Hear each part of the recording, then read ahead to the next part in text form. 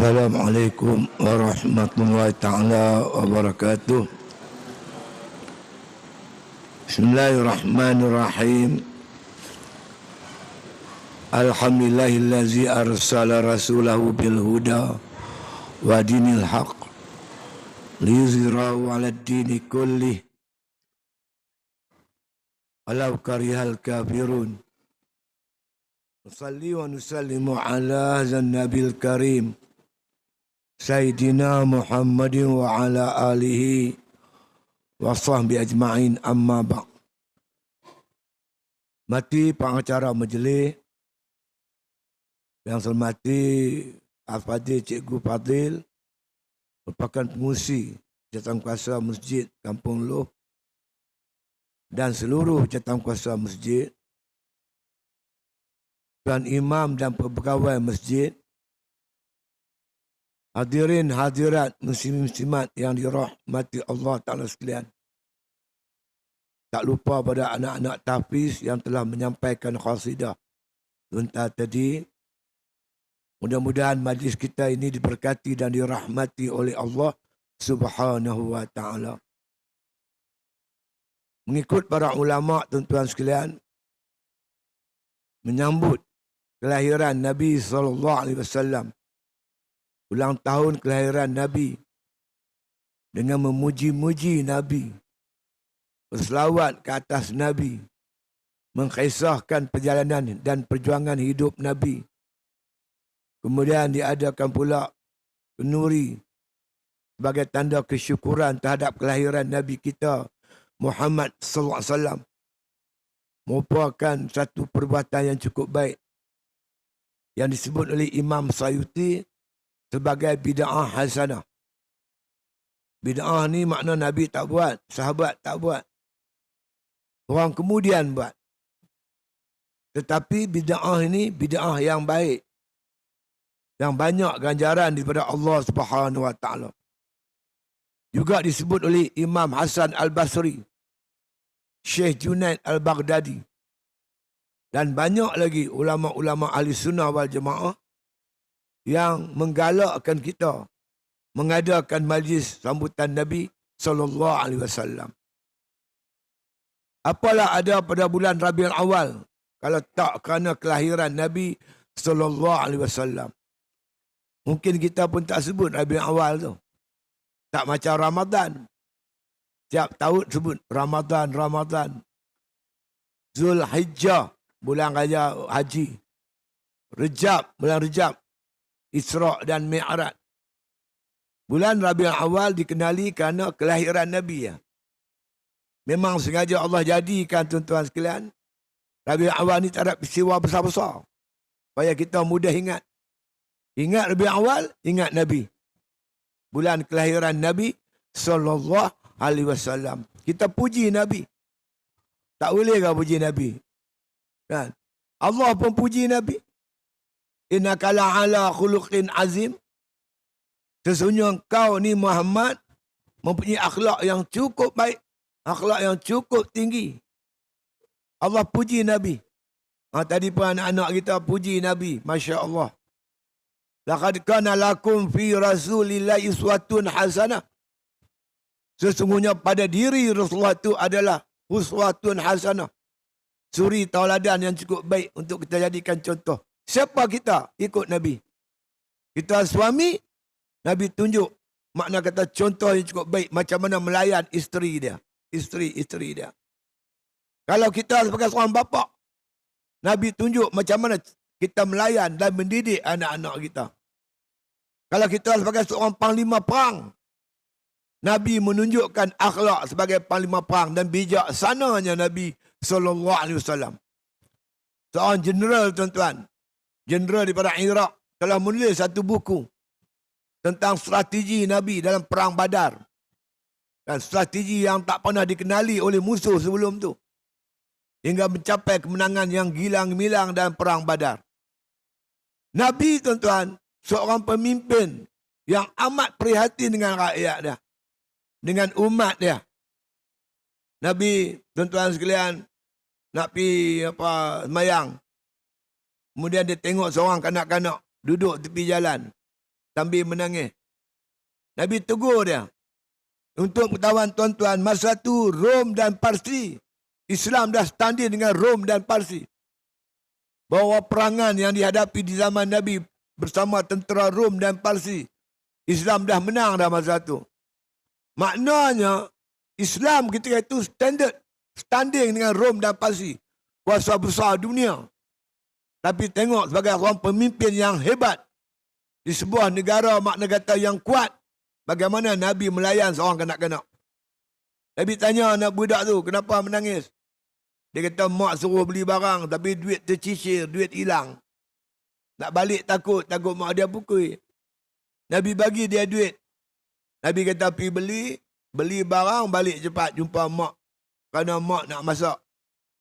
Lepas sembahyang, Nabi balik tengok budak tu duduk menangis lagi. Duduk melengur tepi jalan sambil menangis. Kenapa tak balik? Takut mak dia pukul. Nabi tuan-tuan, kesian budak ni, dia bawa budak tu balik rumah. Jumpa mak budak tu. Tolong jangan pukul kanak-kanak ni. Dia tercicir duit, saya bagi duit ganti. Gini. Jadi si ibu ni kenal Rasulullah. Begitulah hebatnya Rasulullah sallallahu alaihi wasallam. Melayan budak-budak. Bulan hari raya, Nabi pergi masjid, balik bersembahyang raya. Nabi tengok tuan-tuan sekalian seorang anak menengung tepi jalan. Tak bersama-sama kawan-kawan dia yang lain. Seronok lompat pergi lompat mai.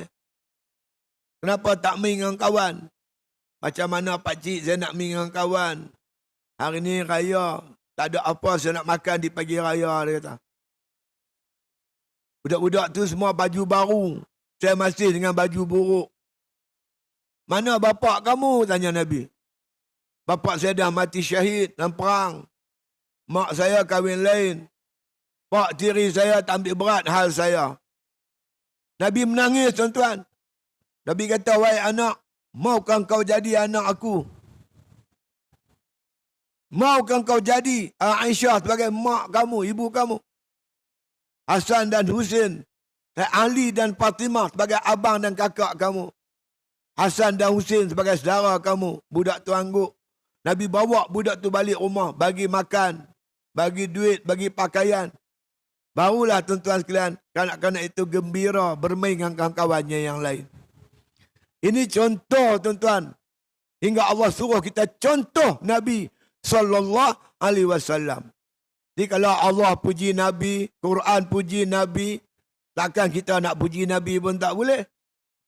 Cerita tuan-tuan yang dirahmati Allah sekalian, orang pertama sambut Maulid. Bila Nabi lahir, dialah orang yang paling gembira pada ketika itu. Siapa dia? Abu Lahab, Abdul Uzza. Dia ni abang kepada Abdullah, pak darah Nabi. Oleh kerana dia gembira hari kelahiran Nabi sallallahu alaihi wasallam, ada hadis yang menyebut Nabi kata, Abu Lahab ni tuan-tuan sekalian, dia mati kafir. Memang hidup pun kafir, mati kafir. Hingga turun satu surah. Tabbat yada Abi Lahabin wa tab. Celaka kata Allah, dua tangan Abu Lahab. Orang yang celaka, orang yang kufur, yang menentang Nabi. Tapi kerana dia gembira hari kelahiran Nabi, kata Nabi SAW, Allah ringankan azabnya setiap hari Isnin. Dia kena azab teruk. Sekarang pun dia kena azab dalam kubur. Tapi hari Isnin, diringankan azabnya. Kerana dia gembira dengan kelahiran Nabi sallallahu alaihi wasallam. Tak kala kita ni orang Islam yang beriman sejak kecil. Mak kita orang beriman, pak kita orang beriman, kita orang Islam. Kita gembira kelahiran Nabi, takkan tak dapat apa-apa kot. Abu Lahab pun diringankan azab. Kita sudah tentulah jauh lebih besar itu tuan-tuan sekalian. Orang pernah tanya Nabi sallallahu alaihi wasallam, kenapa Nabi puasa hari Isnin? Nabi kata hari Isnin hari kelahiran aku. Nabi sambut Maulid tiap minggu hari Isnin dengan berpuasa. Tuan-tuan. Dalam kitab Barzanji, dibaca adik-adik kita tu, ada cerita kisah Abu Lahab ni tuan-tuan. Wa arda'atu ummuhu ayyaman. Summa arda'atu Suhaibatul Aslamiyah. Allati a'taqaha Abu Lahabin. Hina wafathu inda miladihi sallallahu alaihi wasallam bi busyra. Apa maknanya tuan-tuan? Wa arda'atu ummuhu ayyaman. Telah menyusulah oleh ibunya Aminah akan Nabi beberapa hari. Orang yang mula-mula menyusu Nabi, Aminah. Jadi menyusu ni, tuan-tuan, ibu susu ni merupakan adat orang-orang Arab. Zaman tu, bila dia lahir anak dia akan bagi orang lain menyusu. Dia panggil ibu susu. Dan menjadi hukum pula, ada hukum ibu susu dalam syariat kita pada hari ini. Orang yang mula-mula menyusu Nabi, maknya Siti Aminah. Summa arda'atu Suhaibatul Aslamiyah. Kemudian yang menyusu Nabi seorang wanita. Namanya Suhaibatul Aslamiyah. Siapa dia Suhaibatul Aslamiyah ini? Allati a'taqaha Abu Lahabin. Dia dimerdekakan oleh Abu Lahab. Suhaibatul Aslamiyah ni hamba Abu Lahab. Bila Aminah melahirkan Nabi, dia pergi cari tuan dia Abu Lahab. Abu Lahab ni pak menakan Nabi. Abu Lahab tengah tawaf masa tu. Maka Suhaibah kata, tuan, adik ipar tuan, iaitu Aminah, melahirkan seorang baby. Orang baby laki-laki. Abu Lahab ni tuan-tuan, dia tak ada arah, punya seronok. Dia kata, oleh kerana engkau lah orang pertama yang bagi tahu aku berita yang mengembirakan ni, aku merdekakan kau. Allati a'taqaha Abu Lahabin. Hina wafathu inda miladihi sallallahu alaihi wasallam. Suhaibatul Aslamiyah ni dimerdekakan oleh Abu Lahab pada hari kelahiran Nabi sallallahu alaihi wasallam bi busyra. Karena terlampau seronok. Dia seronok dengan lahir Nabi, maka dia merdeka hambanya Suhaibatul Aslamiyah. Bukan setakat tu tuan-tuan. Dia sembelih unta tuan-tuan, buat kenduri. Apa sembelih apa? Unta. Kita lembu lah tuan-tuan. Itu hebat dah lah tu. Silap-silap kambing cikgu Patih. Tak ada kami, kita bagi ayam. Abu Lahab lembu tuan. Jangan buat pasal. Tapi yang naya Abu Lahab ni, dia percaya kat Nabi. Tapi dia tak percaya dengan ajaran yang dibawa oleh Nabi sallallahu alaihi wasallam. Ni silap tuan-tuan. Kita percaya kat Nabi, percaya dengan ajaran Nabi. Apa yang Nabi cerita tentang kubur, siksa kubur, nikmat kubur, azab, berkaitan dengan hari kiamat, padang mahsyar, benda-benda yang ghaib yang Nabi cerita tentang hukum hakam, sembahyang, puasa, zakat, haji, makan, minum. Semua kita percaya apa yang dibawa oleh Nabi sallallahu alaihi wasallam. Amantu bir Rasul wa bima qala Rasulullah sallallahu alaihi wasallam. Aku beriman dengan Rasul, aku percaya juga dengan apa yang dibawa oleh Rasulullah sallallahu alaihi wasallam, insya-Allah. Tuan-tuan, antara tujuan-tujuan kita sambut Maulid, supaya mudah-mudahan tuan-tuan menambahkan kecintaan kita kepada Nabi kita Muhammad sallallahu alaihi wasallam. Nabi kata, la yu'minu ahadukum hatta akuna ahabba ilaihi min nafsihi, min waladihi, min malihi, wan nasi ajma'in. Tak sempurna iman kita tuan-tuan. Tak sempurna iman seseorang tu hinggalah aku ni lebih dia kasih daripada diri dia sendiri. Lebih dia kasih pada anak dia. Lebih dia kasih daripada harta dia. Lebih dia kasih daripada manusia seluruhnya. Jadi kita tuan-tuan sekalian sebagai orang beriman kat Nabi, kita kena letakkan kasih sayang kita yang tertinggi kepada Allah dan Rasulullah sallallahu alaihi wasallam. Macam mana tuan-tuan kita nak kasih kat Nabi, kita tak tengok Nabi. Kita tak pernah jumpa Nabi. Tapi tuan-tuan sampai hadis kat kita, Nabi cukup sayangkan kita tuan-tuan. Tuan-tuan takkan sayang seseorang, melainkan tuan-tuan kenal dia. Orang yang tuan-tuan tak kenal, tuan-tuan nak sayang lah. Tuan-tuan takkan sayang orang yang tuan-tuan tak kenal. Tapi kalau tuan-tuan kenal orang tu dengan sebenar-benar kenal, tuan-tuan akan sayang dengan sebenar-benar sayang. Maka kita ada Kamil Maulud, kita nak kenal Nabi kita sendiri. Bagaimana yang dikatakan Nabi kita, dia cukup sayang kat kita tuan-tuan. Katalah kita ni tuan-tuan, mak kita mati, kita masih kecil. Orang cerita kat kita, masa kamu kecil dulu, mak kamu cukup sayang dengan kamu. Mana dia pergi, dia bawa kamu begitu begini. Dia cerita macam mana pengorbanan ibu kita untuk kita. Walaupun kita tak pernah tengok ibu kita tuan-tuan, melalui kisah-kisah tentang sayangnya ibu dan bapa kita pada kita, akan menimbulkan kasih sayang yang amat mendalam dalam jiwa dan sanubari kita. Siapalah kita tuan-tuan kalau tidak ada Nabi? Kita orang Melayu ni tuan-tuan, kalau ikut ceritanya, dulu beragama Hindu tok nenek kita.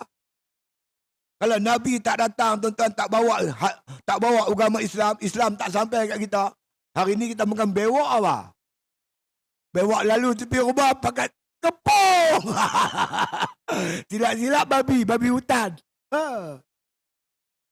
Sayyidina Umar tuan-tuan, masa tu dia jadi khalifah. Sahabat tengok dia.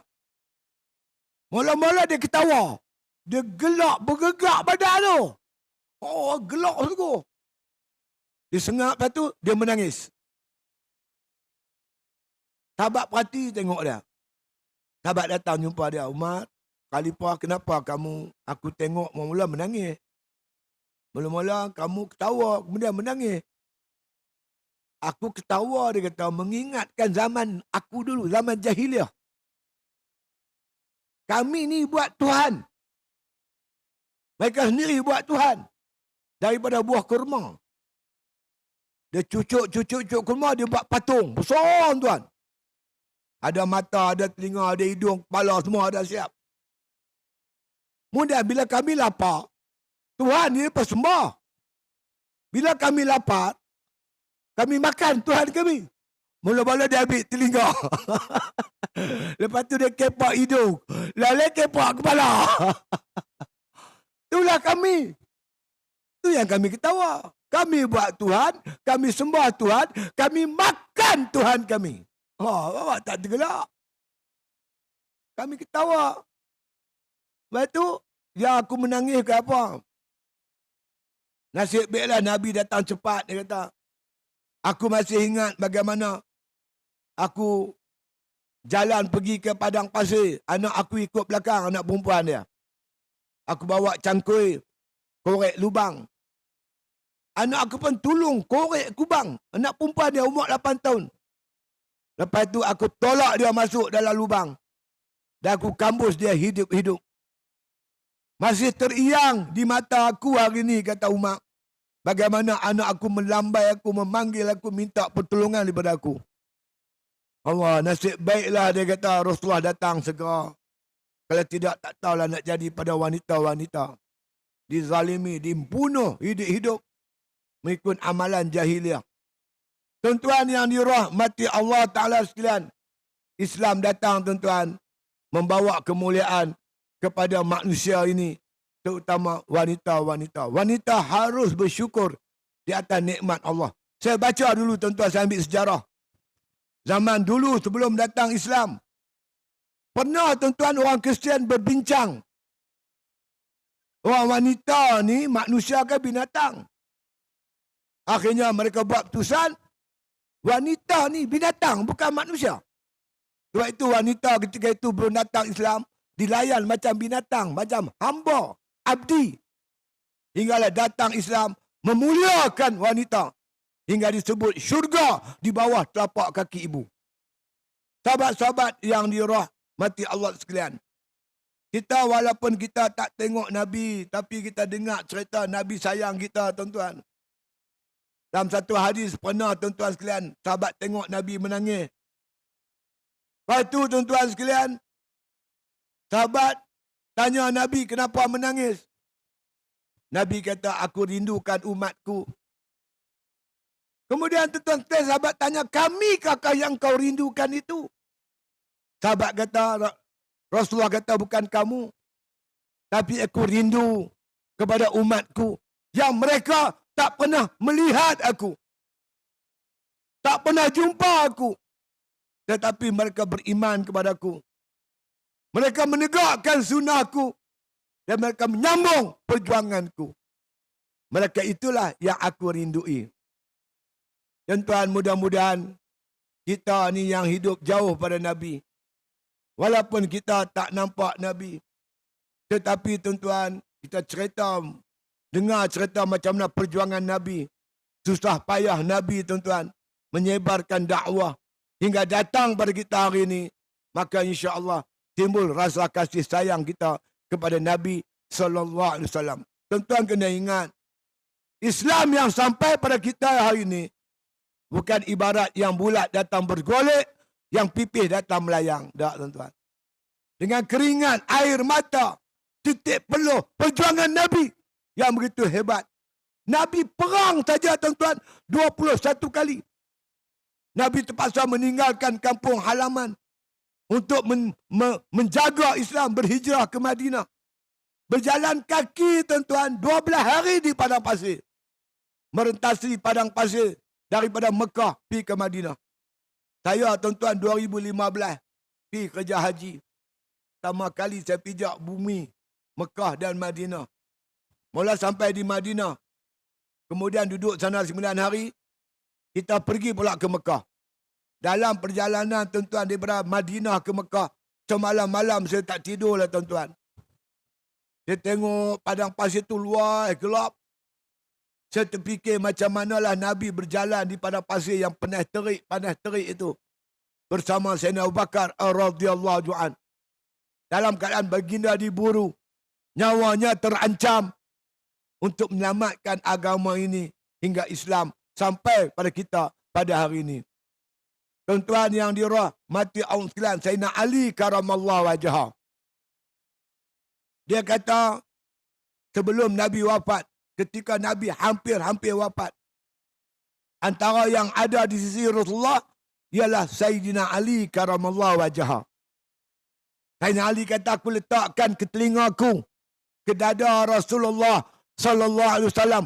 Aku nak dengar apa pesanan terakhir Rasulullah.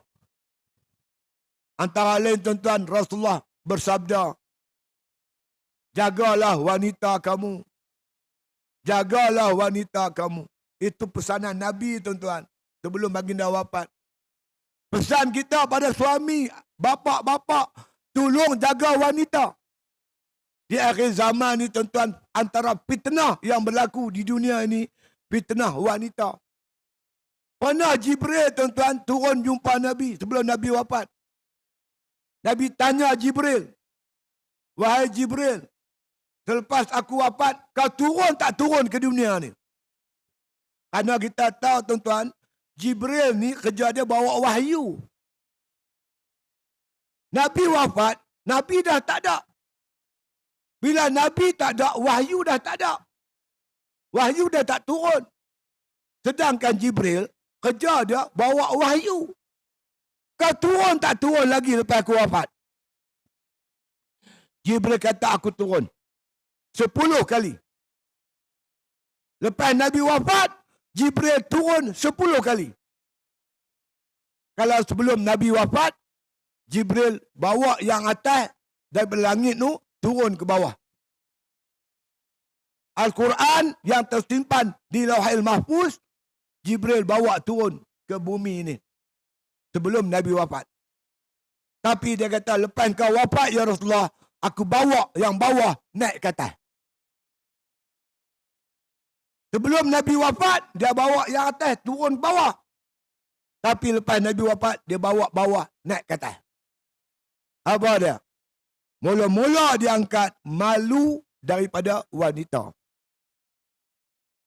Banyak wanita yang dah hilang malu, tuan-tuan. Tuan-tuan kalau buka makna kata Facebook ke apa ke, iklan-iklan, banyak iklan memperdagangkan tubuh badan wanita.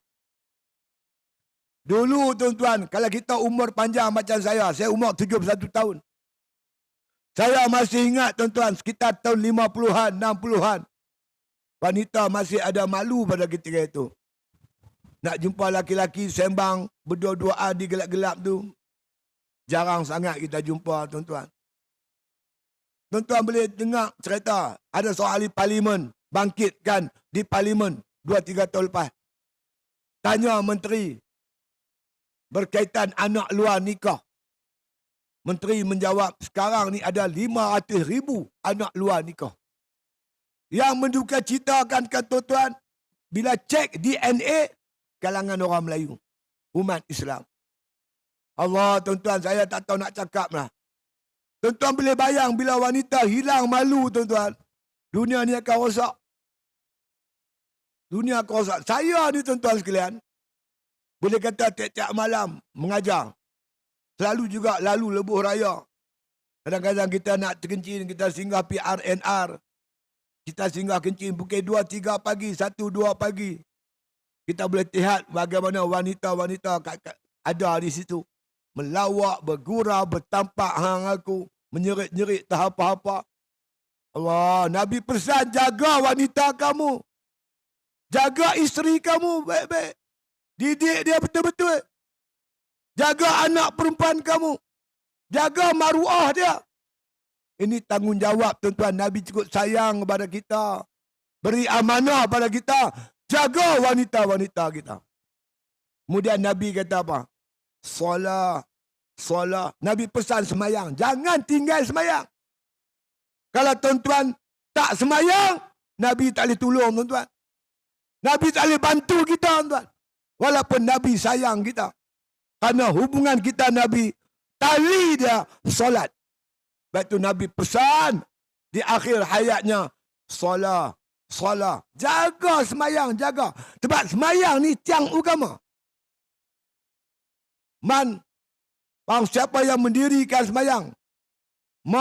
As-salatu imaduddin. Man aqamaha faqad aqamaddin. Wa man tarakaha faqad hadamaddin.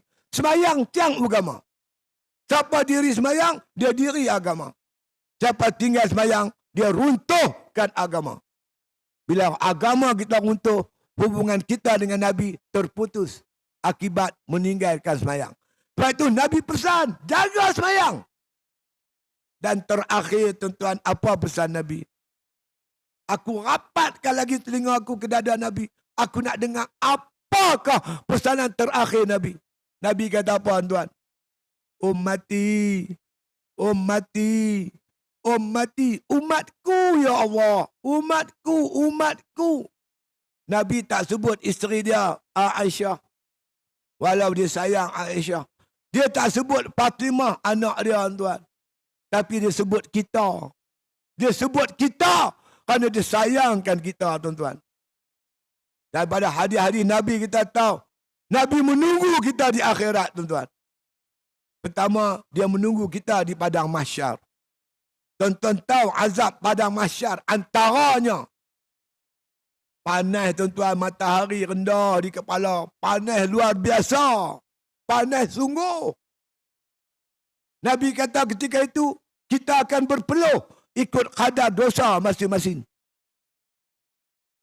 Ada yang peluh sampai ke tumit, ke buku lali. Ada yang peluh hingga ke lutut.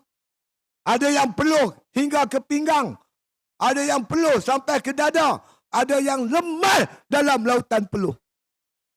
Nabi kata peluh ni kalau setitik jatuh di atas dunia hari ini, kita semua tak boleh makan lah, tuan-tuan. Bau hanyir, busuk yang amat sangat. Tuan-tuan bayang macam mana kita nak duduk dalam peluh yang begitu di padang mahsyar. Huru hara. Ramai-ramai kita jumpa Nabi Adam. Minta Nabi Adam tolong. Nabi Adam kata, aku pun tak mampu nak tolong. Aku malu kepada Allah. Allah larang aku makan buah kayu di syurga. Aku makan. Aku malu nak jumpa Tuhan. Jumpa Nabi Nuh. Oh, aku lagi malu. Ketika karam Nabi Nuh dengan banjir yang besar. Anaknya hampir-hampir lemah dekat kanan lemah tu. Dia kata, wahai Allah, ini anak aku. Tuhan kata, aku tahulah anak hang. Tapi dia kupur. Jadi malu Nabi Nuh nak jumpa Tuhan. Semua Nabi-Nabi semua malu tuan-tuan. Tak tergamak jumpa Tuhan. Masa itulah muncul Nabi kita Muhammad sallallahu alaihi wasallam. Merayu-rayu depan Allah. Ummati. Ummati, umatku ya Allah. Umatku.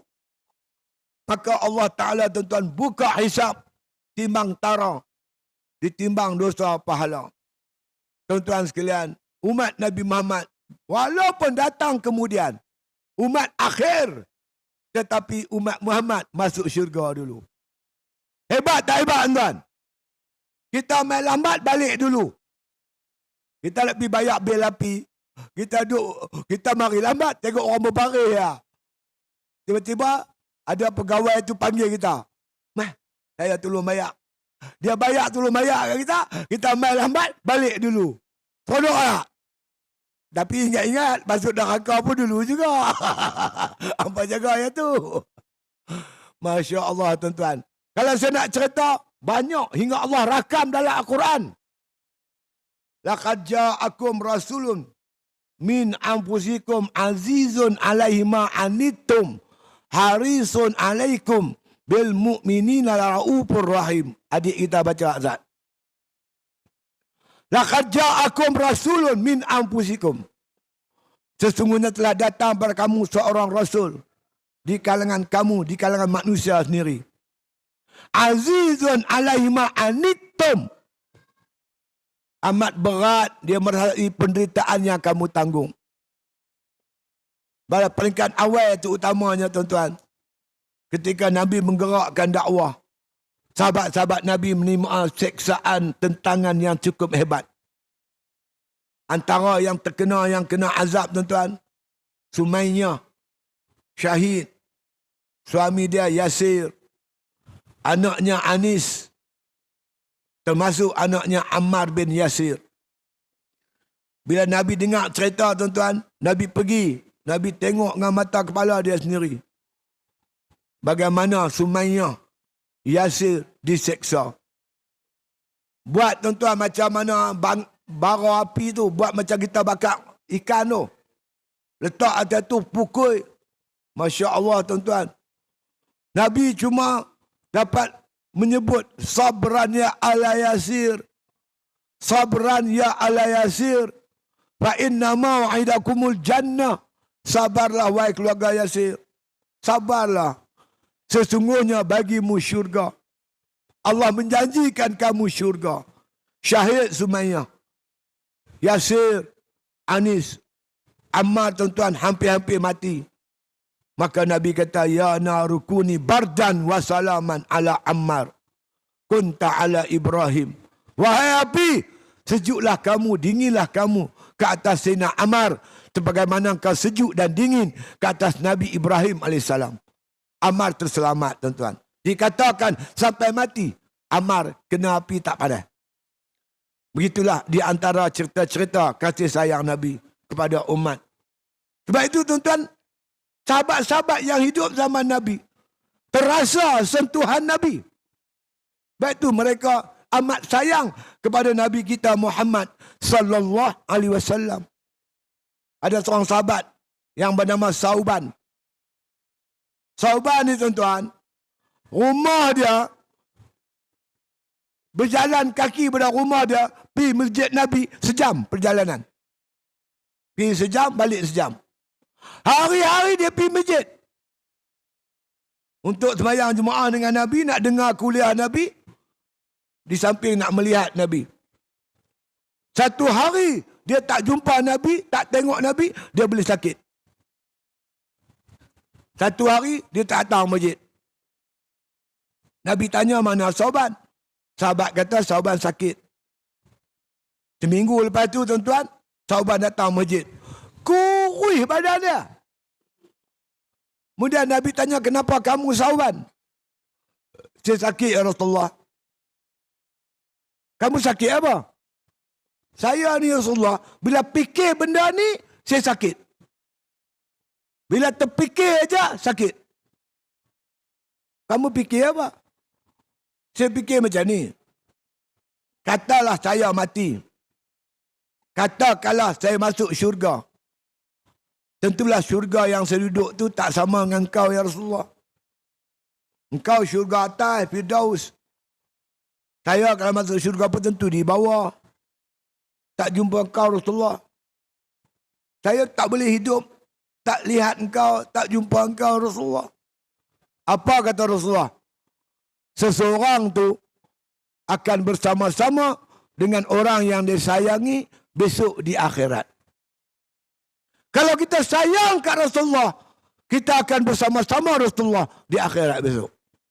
Lepas tu antara tujuan tuan-tuan kita mengadakan majlis ini, Tuhan menimbulkan kasih sayang kita pada Nabi.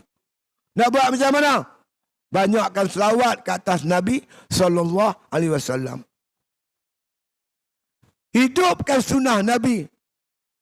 Macam mana nak hidup sunnah Nabi? Tuan-tuan mengajilah tuan-tuan. Datang masjid. InsyaAllah Ustaz-Ustaz akan mengajak. Dalam kitab Sairus Salikin tuan-tuan. Kitab 2. Dia ada 4 juzuk. Juzuk yang kedua. Dia cerita macam mana Nabi makan. Macam mana Nabi berpakaian. Macam mana Nabi buat kunui kenara. Kita buat semua acara hidup kita ni ikut sunnah Nabi SAW. InsyaAllah. Dan tuan-tuan sekalian, hidupkan perjuangan Nabi. Sambung perjuangan Nabi untuk menegakkan kalimah Allah di muka bumi Allah Subhanahu wa taala ini. Doa pada Allah. Mudah-mudahan Allah campakkan perasaan di hati kita. Cintakan Nabi. Dan terakhir, rajin-rajin baca sirah Nabi. Sejarah Nabi.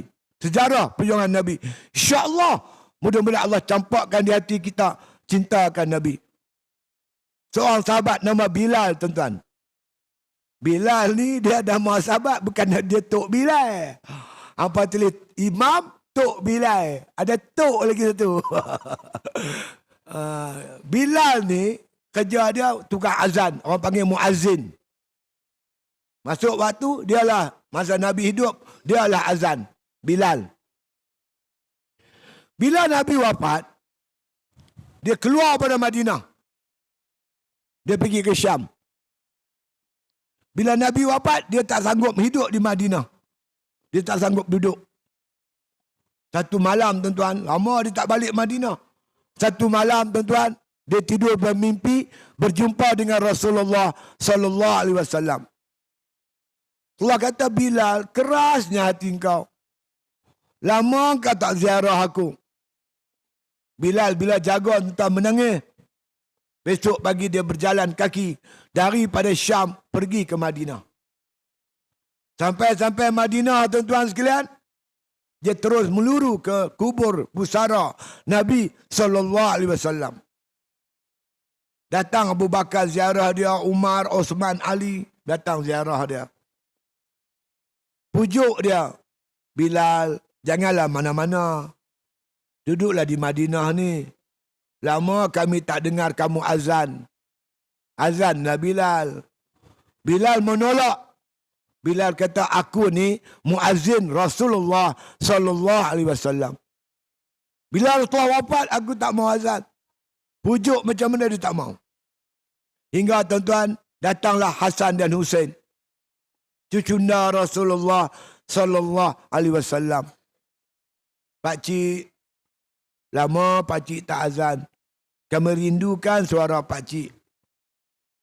Sambil menangis, Bilal kata, aku melihat dengan mata kepalaku bagaimana Rasulullah SAW mencium kamu berdua. Kalau orang lain lah minta aku azan, aku takkan azan. Tapi bila kamu berdua minta aku azan, aku tak upaya nak tolak. InsyaAllah, masuk waktu aku azan.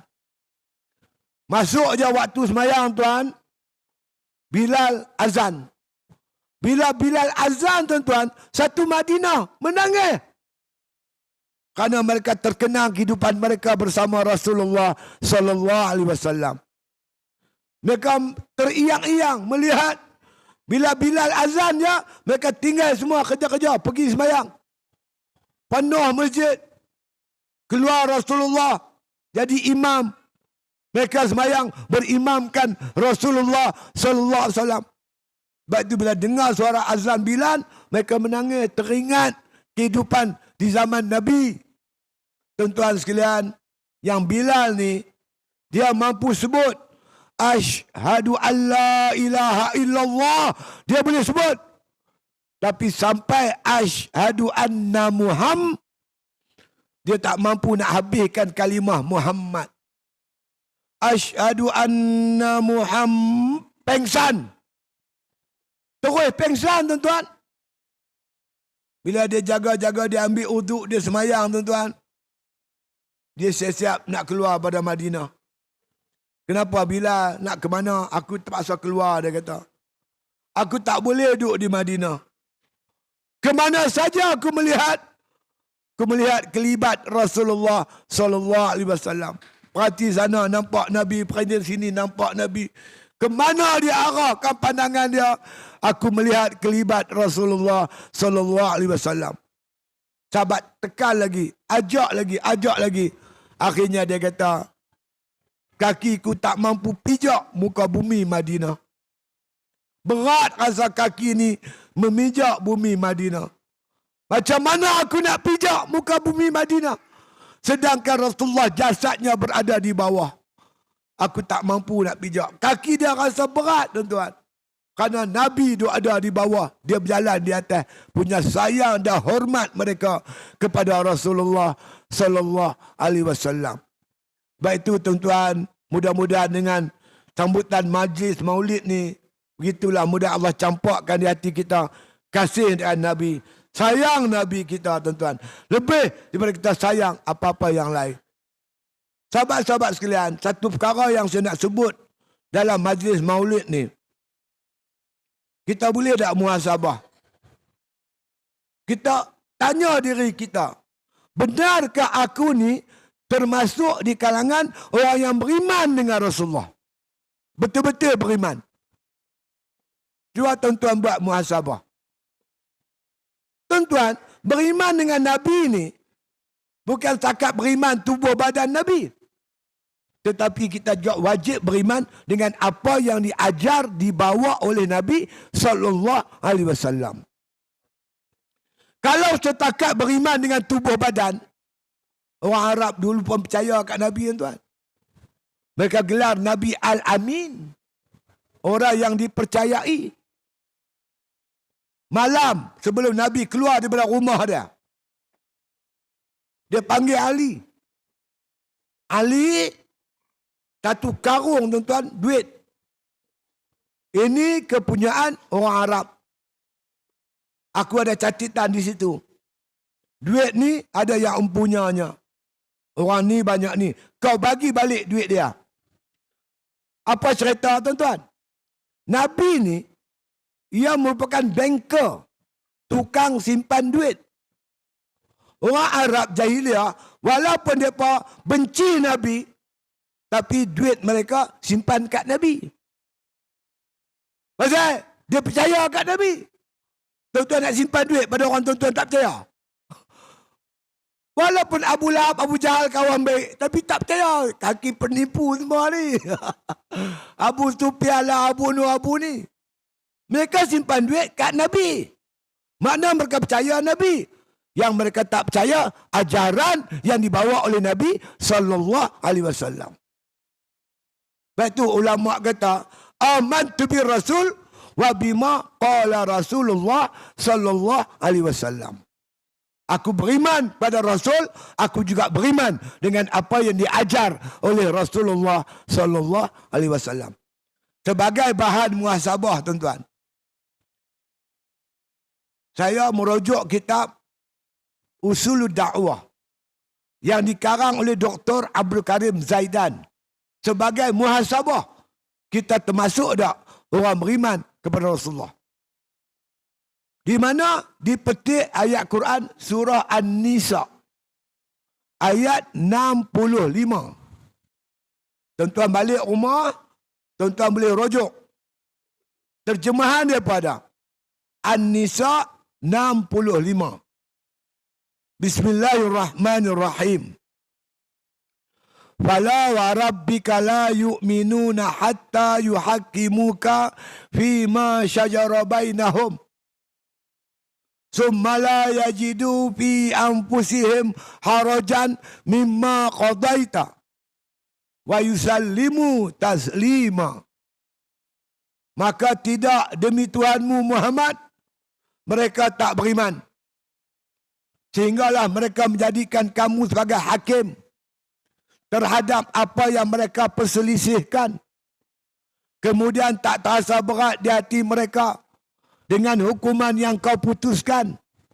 Mereka menerimanya dengan hati yang lapang, dada yang terbuka. Ayat ni tuan-tuan menceritakan siapakah sebenarnya orang yang beriman kat Nabi. Untuk tuan-tuan lebih jelas berkaitan ni, saya nak bawa asbabun nuzul. Sebab turun ayat ini. Tuan-tuan bukalah mana tafsir pun. Ketika mentafsirkan An-Nisa 65, kebanyakan mufassirin mengambil satu hadis daripada Abdullah bin Zubair bin Awam dengan sebab turun ayat ni. Siapa dia Zubair bin Awam? Zubair bin Awam ni tuan-tuan, dia orang Arab Quraisy.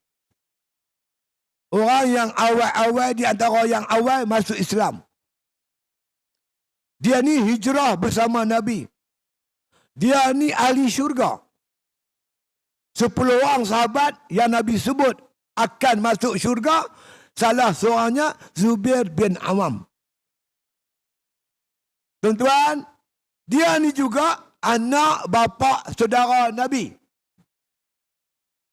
Anak pak saudara tak tak? Kita ada pak saudara. Anak dia tu dengan kita apa dah? Pak saudara kita, kalau belah utara panggil pak menakan. Pak menakan kita. Anak dia tu dengan kita. Sepupuan. Dia sepupu Nabi. Kata anak dia Abdullah bin Zubair, bapa aku Zubair bin Awam ada sebidang tanah yang ditanam dengan pohon kurma. Kalau tuan-tuan biasa pergi Madinah, pergi umrah ke, tuan-tuan pergi kerja haji, biasanya orang bawa pergi ziarah, pergi tengok melawat kebun kurma. Ya? Kebun kurma ni subur. Kebun tu tanah dia subur. Kemudian dia ada air yang mengalir. Biasanya ada air. Air dia tu taklah macam kita ni. Kita air sungai, air parit. Sana air yang sikit meleleh. Kalau belah Kedah dia panggil tuan-tuan sekalian carok. Sini panggil apa? Carok ah. Carok ni makna air yang mengalir sikit tu. Panggil carok. Jadi dia kata bapa aku ada air yang mengalir di depan kebun dia. Dia ambil air itu, dia siram kebun dia. Bila Zubair ni siram kebun dia dengan air tersebut, air ni tak sampai kebun sebelah. Di sebelah tu tanah dimiliki oleh orang Ansar. Orang Ansar ni datang jumpa Zubair. Zubair, patut hang lepas dulu air ni kat aku. Lepas aku pakai, kau pakai ya? Zubair kata mana boleh. Tanah air ni lalu tanah aku dulu. Akulah ambil dulu. Lepas aku pakai, hang pakai ya? Dua sahabat dah bertelingkah masalah air. Bila tuan-tuan tak ada keputusan, akhirnya dua-dua sahabat pergi jumpa Rasulullah sallallahu alaihi wasallam. Bila Nabi dengar, tuan-tuan, pengaduan sahabat ni, Nabi jatuh hukum. Nabi kata, orang yang air lalu tanah dia dulu, orang tu ambil dulu. Orang kemudian ambil kemudian.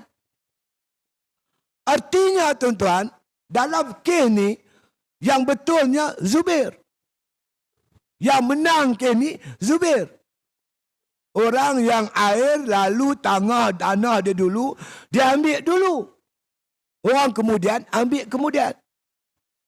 Jadi menyebabkan orang Ansar ni tak puas hati dengan hukuman Nabi. Lantas dia berkata, dalam kitab semua sebutnya tu, ya Rasulullah, mungkin Zubair ni anak bapa saudara kau. Kau menangkan dia, kau kalahkan aku. Dia tuduh Nabi apa? Pilih kasih dalam menghukum. Oleh kerana Zubair ni anak bapa saudara kau. Zubair ni sepupu kau. Kau menangkan dia, kau kalahkan aku. Dia tuduh Nabi ni pilih kasih dalam menghukum. Allah panggil apa? Pilih kasih. Kroni. Nabi ada kroni pula. Aduh, berat. Pokoknya dia tak boleh nak terima hukuman Nabi. Allah kata la yu'minun. Wala wa rabbika la yu'minun. Maka demi Tuhanmu Muhammad, mereka tak beriman. Hatta yuhaqqimuka fima syajara bainahum.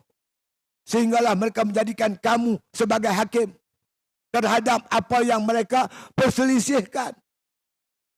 Tak jadikan Nabi hakim, tak beriman. Tak bertahkimkan Nabi, tak beriman. Tak terima hukum Nabi, tak beriman. Minta maaf tuan-tuan. Saya bukan nak angkat pihak dengan siapa. Nak cerita ni masalah iman ni. Iman ni penting tuan-tuan. Kalau kita beriman dengan Allah, kita tak beriman dengan Nabi, iman kita tak sah tuan-tuan. Bila iman tak sah, kesan yang pertama, di dunia ni ibadat kita Tuhan tolak. Kita mati, kekal neraka selama-lama. Anak kita hafal Quran 30 juzuk, tak boleh tolong mak pak dia. Nabi pun tak mampu tolong Abu Talib, tuan-tuan. Abu Talib ni bela Nabi pada kecil.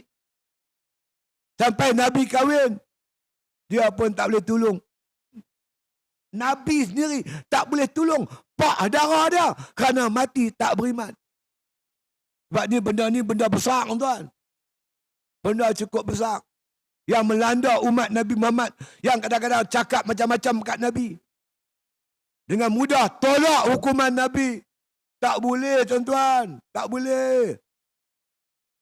Kita, tuan-tuan, katakanlah kita mati beriman. Ada kita buat salah, dosa. InsyaAllah. Walaupun kita mati, orang di dunia ni, anak kita doa untuk kita. Tuhan makbul doa dia. InsyaAllah Allah ampun. Masjid di Lembah Kelang, Kuala Lumpur. Hari Jumaat. Tu imam doa atas mimbar. Allah maghfiril muslimin wal muslimat. Amin. Berapa juta orang sembahyang? Sembahyang Jumaat. Minta ampun dosa orang Islam. Seorang Allah terima, Allah makbul doa dia, amin dia. Dosa kita Tuhan ampun, walaupun kita duduk dalam kubur. Habis tuan-tuan sana, tu imam doa di kawasan Lembah Kelang, tu imam di Ipoh. Waktu sembahyang kita tak sama. Tu imam Ipoh pula, dan kawasan yang sewaktu dengan dia berapa juta.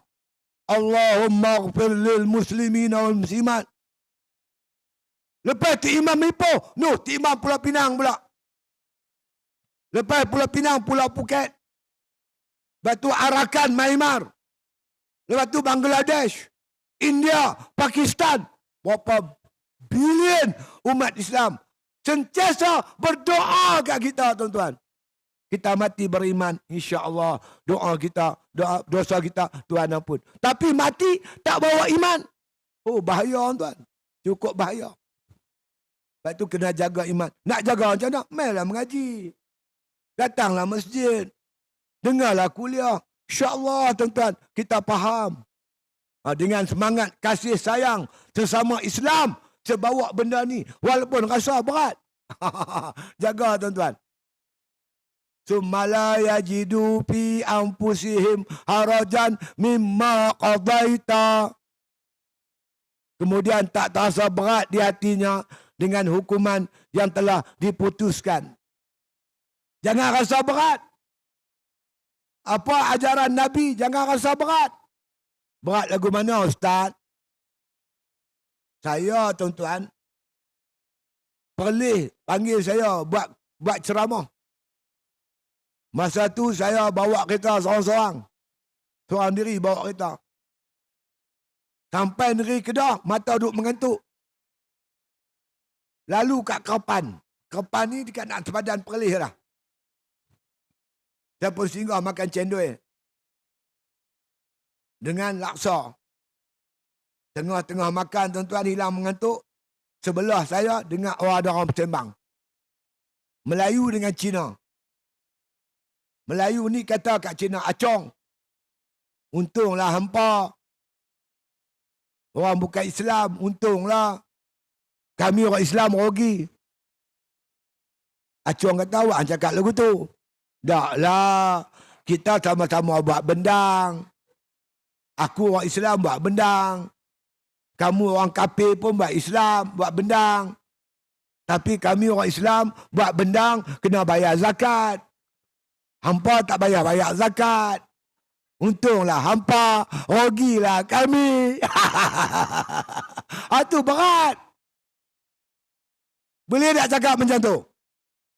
Untunglah hampa tak bayar sembahyang, rugilah kami kena sembahyang. Kami kena pakai tudung. Hampa tak bayar pakai tudung. Dua pendek pun boleh. Untunglah hampa. Hei, mana boleh? Wa ma arsalnaka illa rahmatan lil alamin.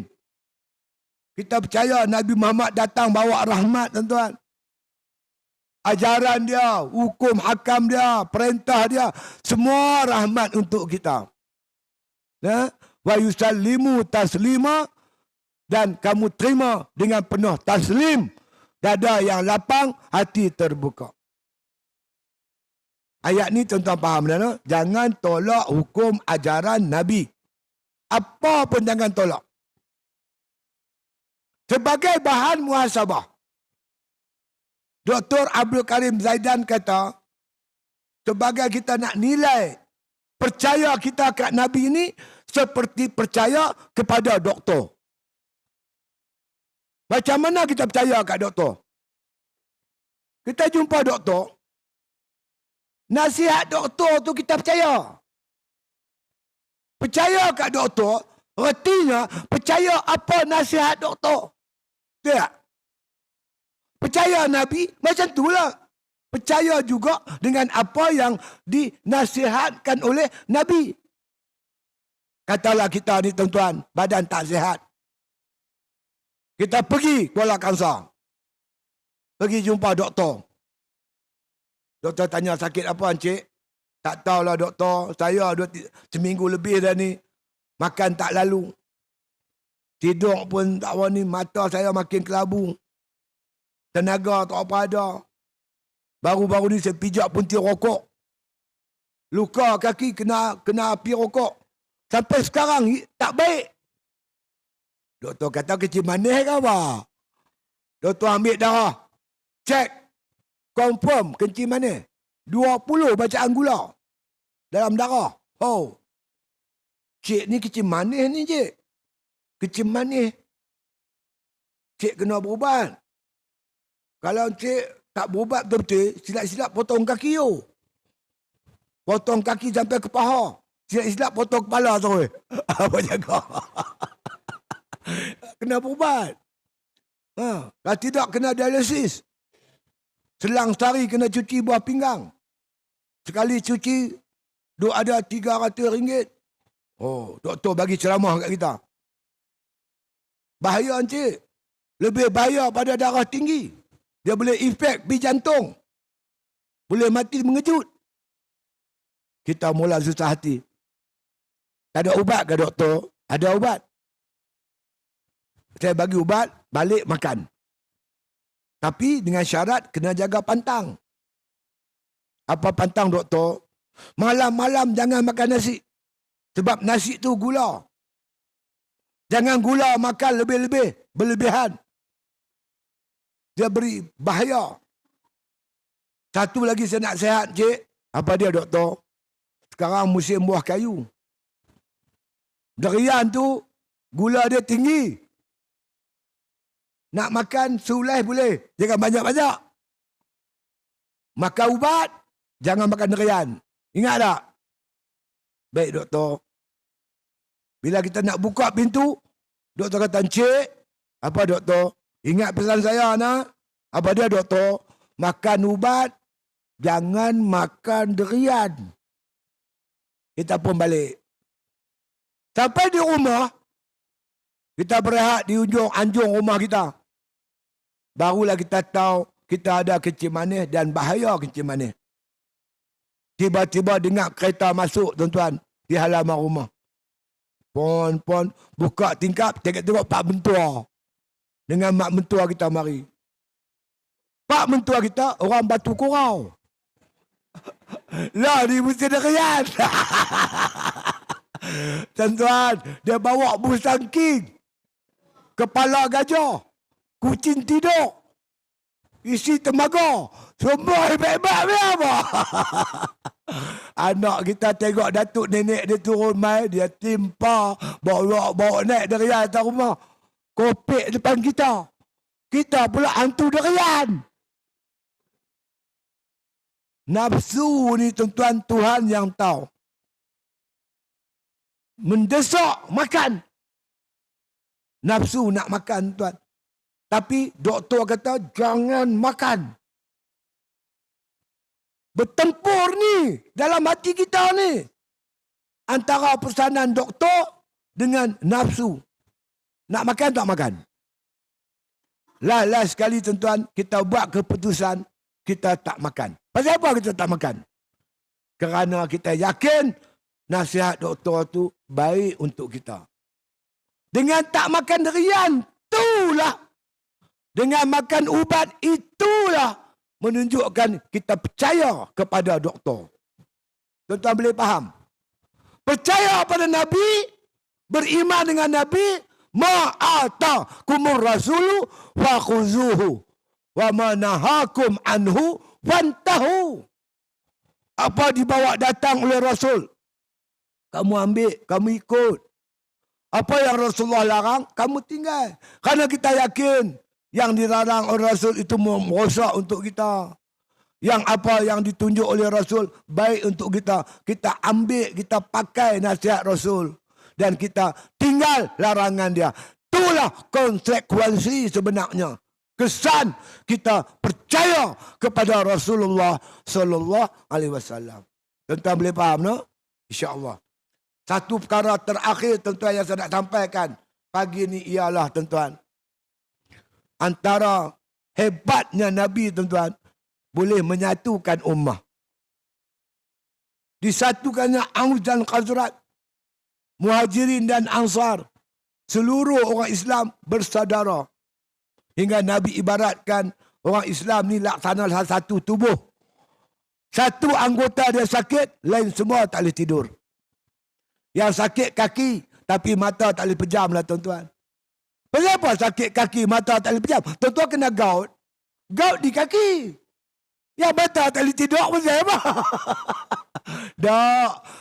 Mata pun duduk dalam badan yang sama. Saudara kita di Palestin, kita di sini terasa, tuan-tuan, apa yang mereka alami.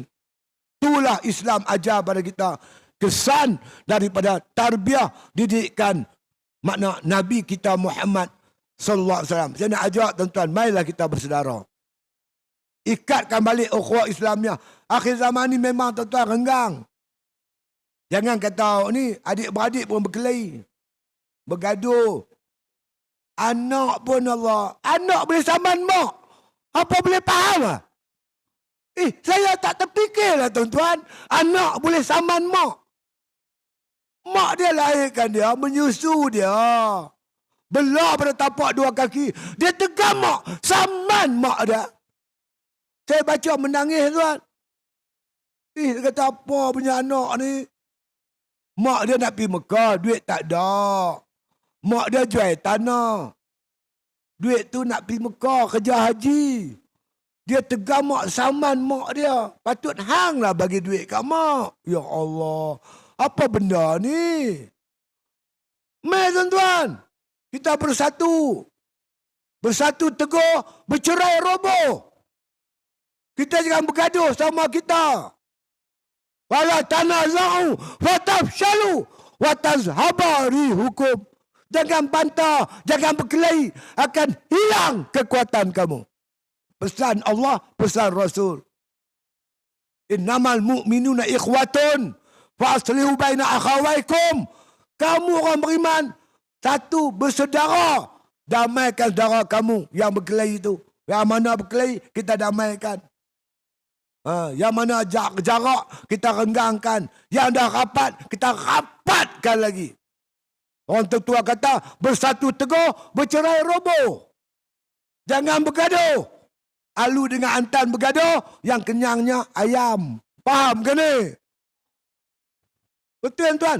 Cuba tuan bayangkan. Yahudi 3 juta tuan-tuan.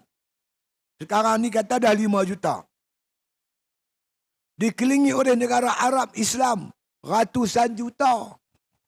Kalau mereka ludah seorang sikit, Yahudi tu mampu lemah gitu lah. Nak kata lah. Keliling dia Arab, keliling. Dia pun tergamak tengok orang Palestin tuan-tuan. Ya Allah. Dilanyak oleh Yahudi. Masya Allah. Hei, inilah ya Rasulullah menangis. Ingat ummati, ummati, ummati. Sebab tu di ujung ceramah saya nak ceritakan bagaimana kekuatan ukhuwah Islamiah. Nabi dah wafat. Zaman sahabat masih kuat lagi tuan-tuan. Saya ingat tahun 50-an. Saya kecil lagi. Mak saya tuan-tuan bila cuti sekolah, bawa kami pergi rumah adik-beradik. Rumah pak dara, mak dara. Tidur sehari 2 hari. Nak kuatkan hubungan silaturahim. Kalau kenuri kahwin, tuan-tuan mungkin masih ingat, orang tua masih ingat. 2 minggu lagi nak kahwin kenuri tu, mereka merah berkampung. Buat balai lah, buat itu, buat ini. Kukuk nyok lah, irai bawang lah. Meriah tuan. Lah ni, Allah, adik kita buat kenuri, kita panas punggung. Pergi makan-makan balik, esok nak kerja.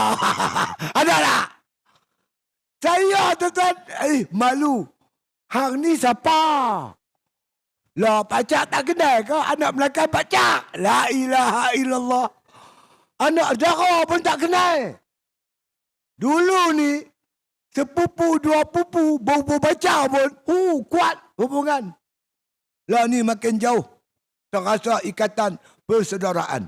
Sempena maulid ni, mari kita kukuhkan balik. Kuatkan balik antara sunnah ajaran Nabi yang cukup kuat untuk kita semua, insya-Allah. Ceritanya begini. Di zaman Sayyidina Umar radhiyallahu an. Ada seorang sahabat nama Al-Hasan. Hasan ni tuan-tuan, rumah dia jauh daripada Madinah. Satu hari, dia datang dengan seekor unta masuk ke muka bumi Madinah. Dia sampai Madinah, dia terus pergi masjid. Dia tambat unta dia di luar masjid, dia masuk semayang. Lepas semayang, dia mengantuk, dia tidur. Dia jaga-jaga, dia pergi cari unta dia hilang. Puas dia cari. Akhirnya dia jumpa tuan-tuan. Satu orang tua, dah semelih unta dia. Dia kenal lah unta dia, kepala unta tu tak ada. Tali unta pun tak ada lagi. Dia kata, pakcik, kenapa pakcik semelih unta saya? Unta hang jahat. Rosak kebun aku. Pada muka aku semelih. Wah, bertengkar dia dengan pakcik tu. Dia tarik pedang tuan-tuan, dia tikam pakcik tu mati. Sudah. Ya Allah, dah jadi kes pula dah. Dia pun cari Sayyidina Umar. Berjumpa Sayyidina Umar di masjid. Ya Amirul Mukminin, saya dah buat satu kes yang besar. Saya dah bunuh darah saya. Umar kata, kalau kamu dah bunuh orang, kamu kena ikut hukum Islam. Dia tahu.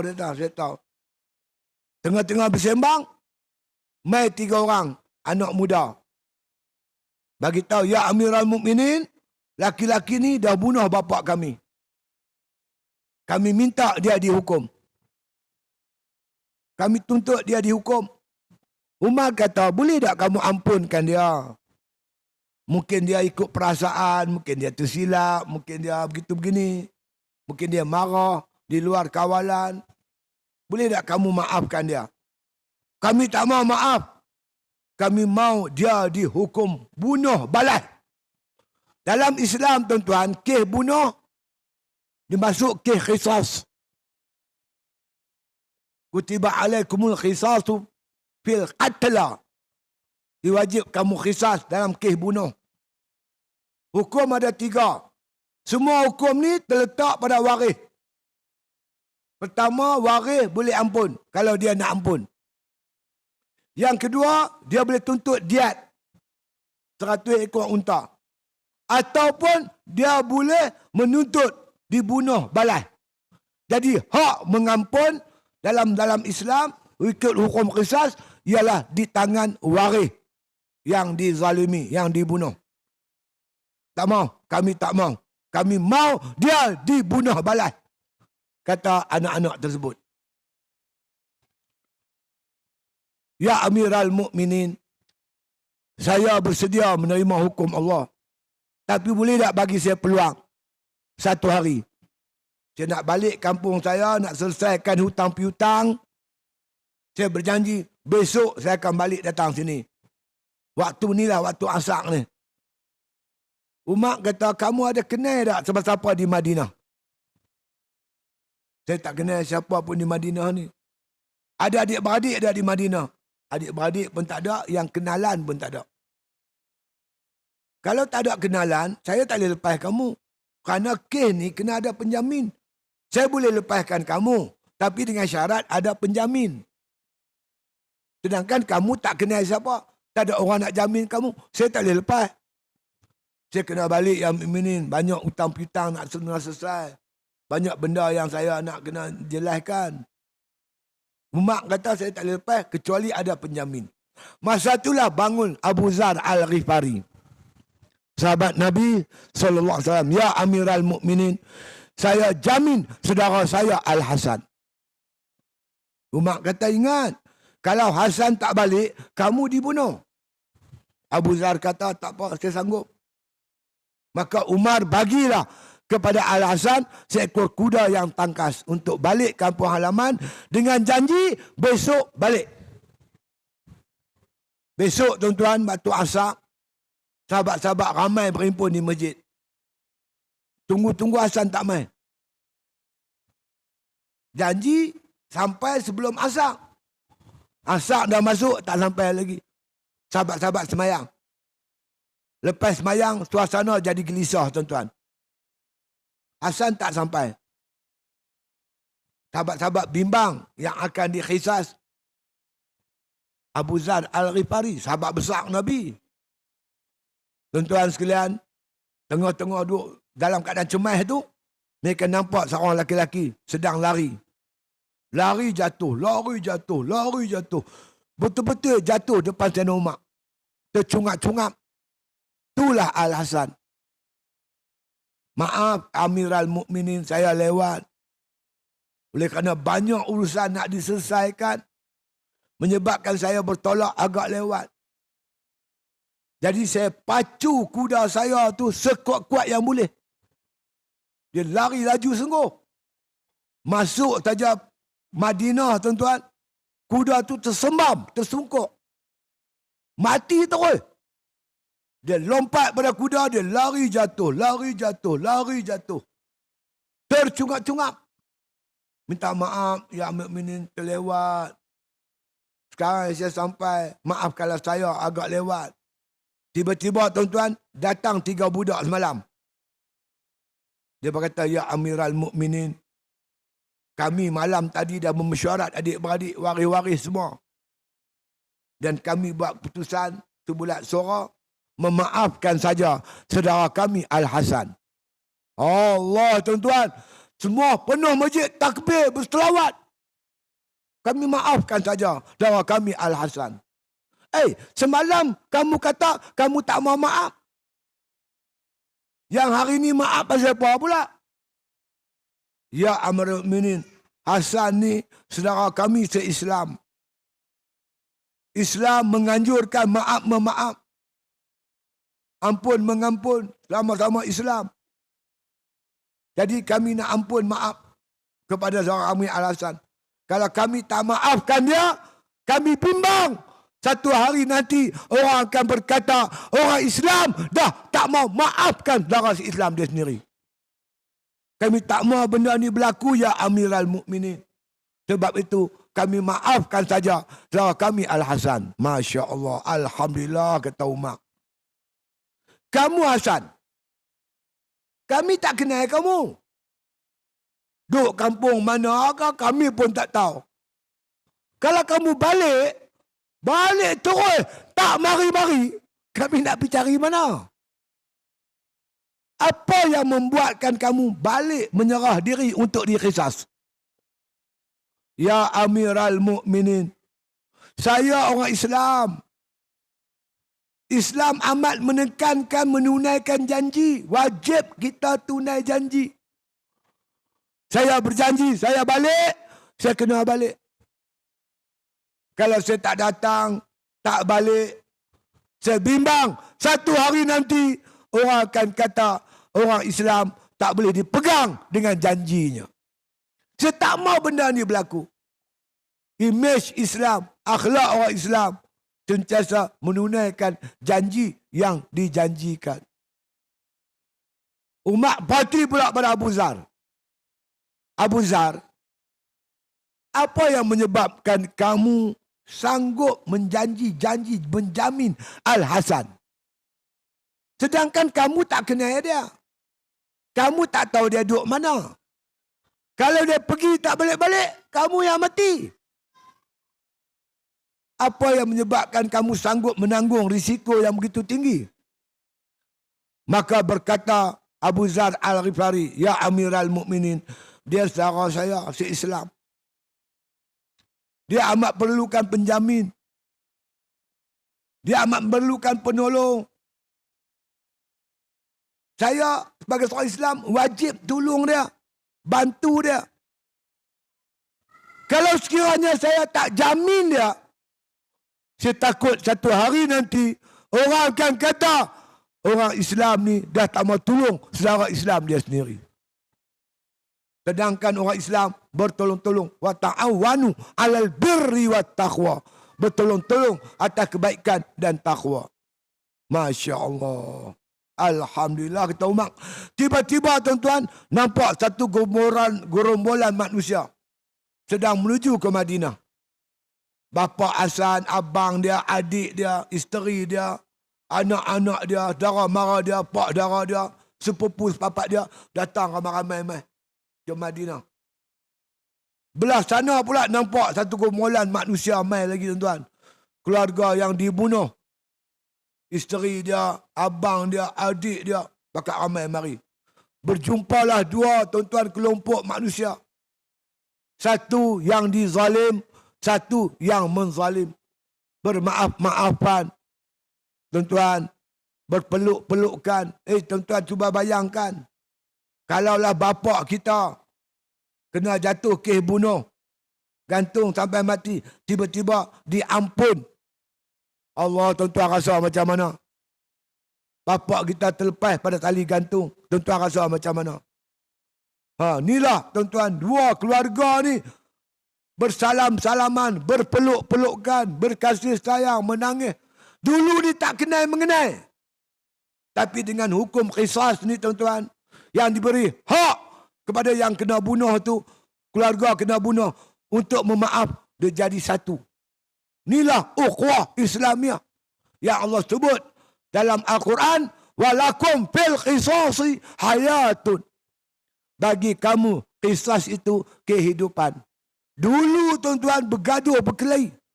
Tapi bila datang Islam, mereka dipaut dan diikat dengan tali persaudaraan Islam.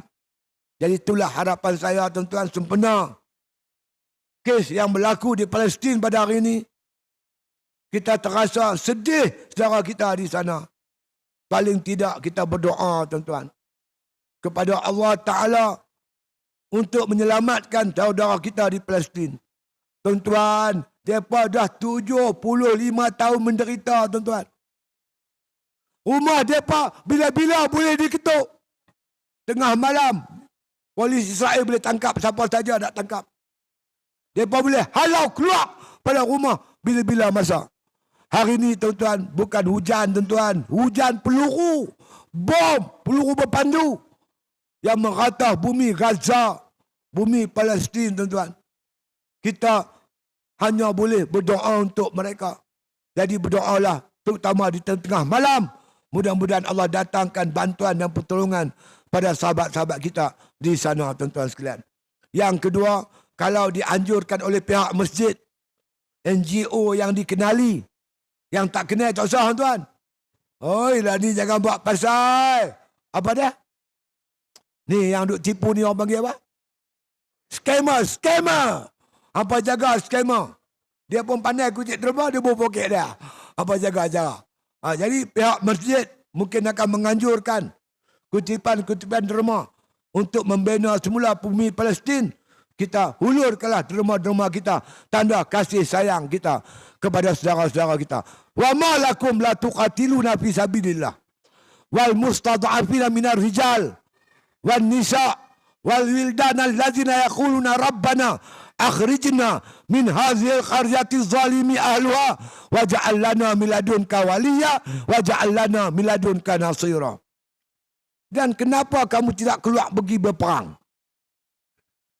untuk membantu gulungan-gulungan mustad'afin, gulungan yang lemah, terdiri pada laki-laki tua, wanita-wanita, kanak-kanak yang kecil dan masih menyusu, yang mana mereka ini menyeru berdoa pada Allah, ya Allah Tuhan kami, keluarkanlah kami pada negeri yang zalim penduduknya dan jadikanlah sisi kami penolong dan pembantu. Dhamir jiwa mereka memohon pada Allah mendatangkan pembantu.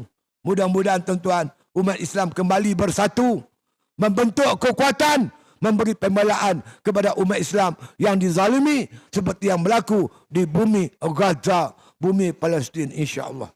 Akhir sekali, tuan-tuan sekalian, saya ucapkan berbanyak-banyak terima kasih terutama pada Cikgu Fadil dan seluruh jawatankuasa masjid yang sudi menjemput saya untuk menyampaikan ceramah sempena Madu Rasul sallallahu alaihi wasallam.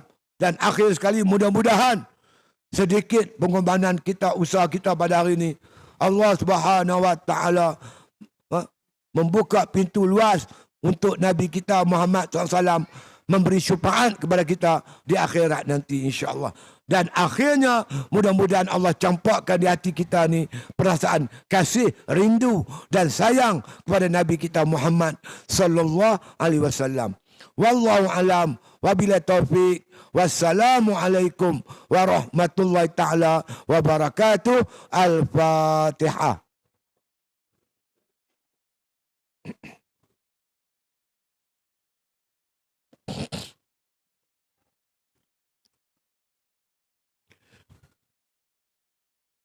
Bismillahirrahmanirrahim. Alhamdulillahirabbil alamin. Wassalatu wassalamu ala asyrafil anbiya wal mursalin wa ala alihi wa sahbihi ajma'in. Allahumma ahsin aqibatana fil umuri kulliha wa ajirna min khizyid dunya wa azabil akhirah. Allahumma la tusallit alaina bi dhunubina man la yakhafuka wa la yarhamuna. اللهم اجعل خير أيامنا يوم نلقى وأنت راض عنا واختم بالصالحات أعمالنا توفنا مسلمين والحقنا بالصالحين واغفر لنا ولوالدينا ولمشائخنا وللمسلمين أجمعين سبحان ربك رب العزة عما يصفون وسلام على المرسلين والحمد لله رب العالمين.